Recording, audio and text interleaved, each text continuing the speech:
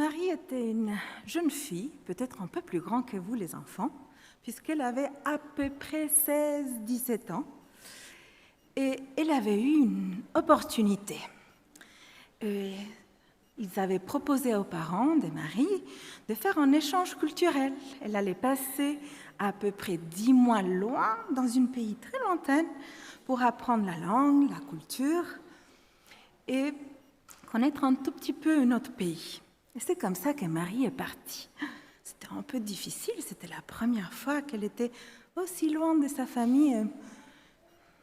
Elle était quand même très jeune. Elle n'avait pas l'habitude. Mais elle a commencé à aller à l'école. C'était pas l'école prévue, mais c'était une école qui était comme la nôtre ici. C'était une école des langues pour les personnes un peu plus adultes, même s'ils ont laissé quand même Marie aller à l'école, même si elle est mineure. Et elle a commencé à aller à l'école.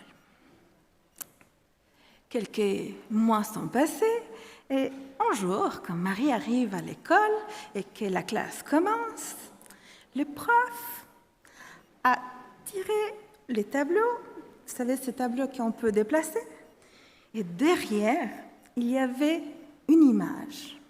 Le prof, il était très doué en dessin et de temps en temps, pour connaître un peu les gens de la classe, il avait l'habitude de faire de petites caricatures dans lesquelles il faisait ressortir une caractéristique de quelqu'un de la classe.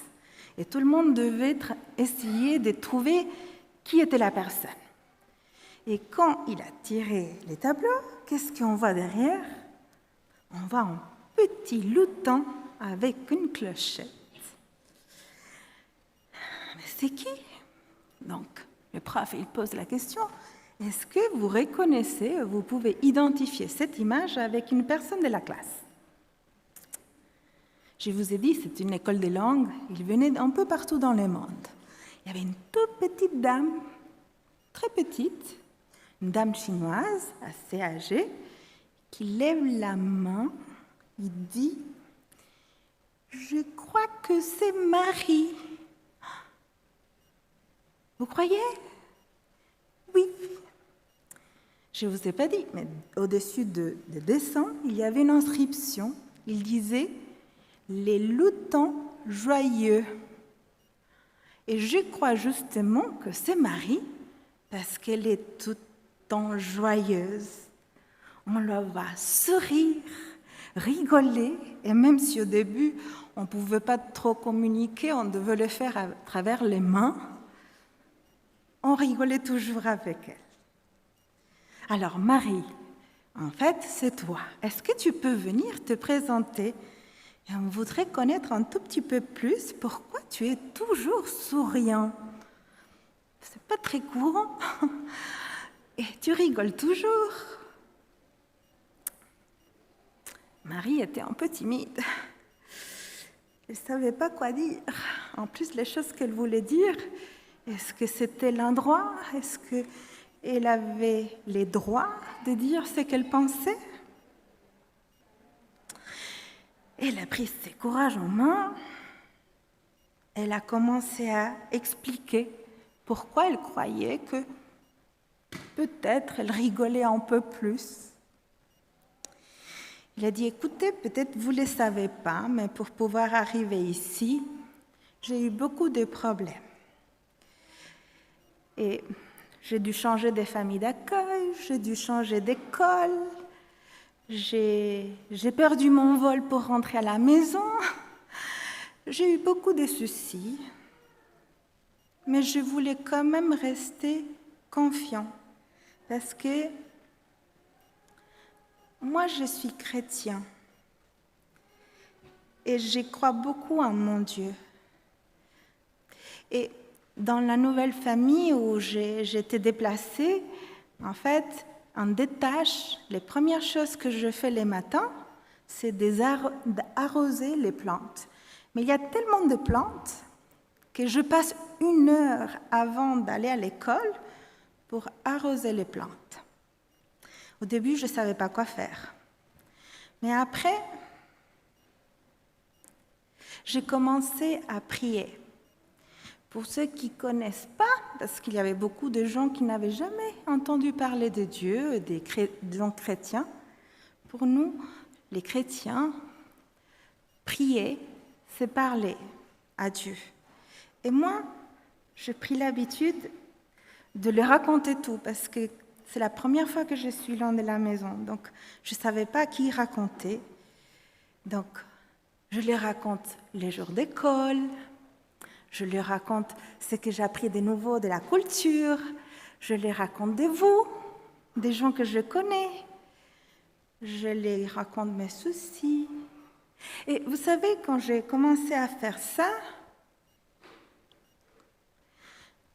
j'avais de plus en plus envie de chanter.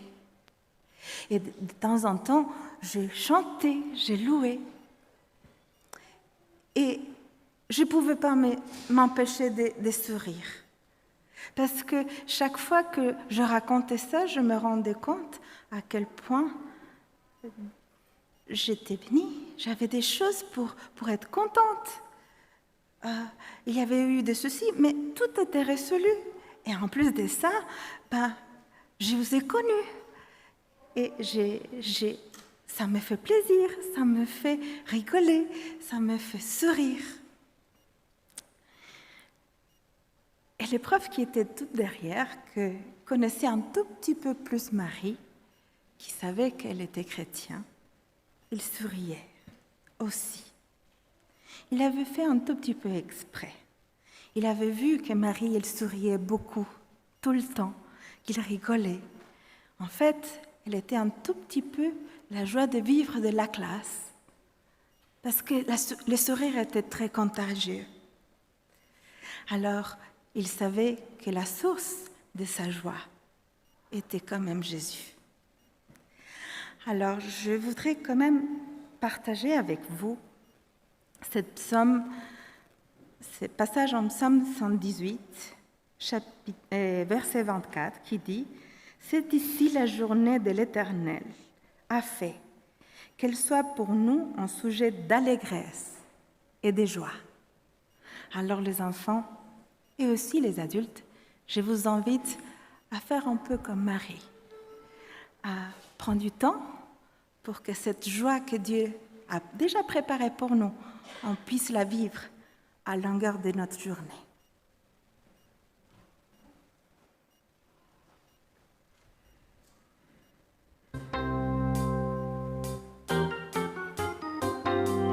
Soyez heureux, sautez de joie, un belle récompense vous attend dans les cieux. Soyez heureux, sautez de joie, une belle récompense vous attend dans les cieux. Matthieu 5, verset 12.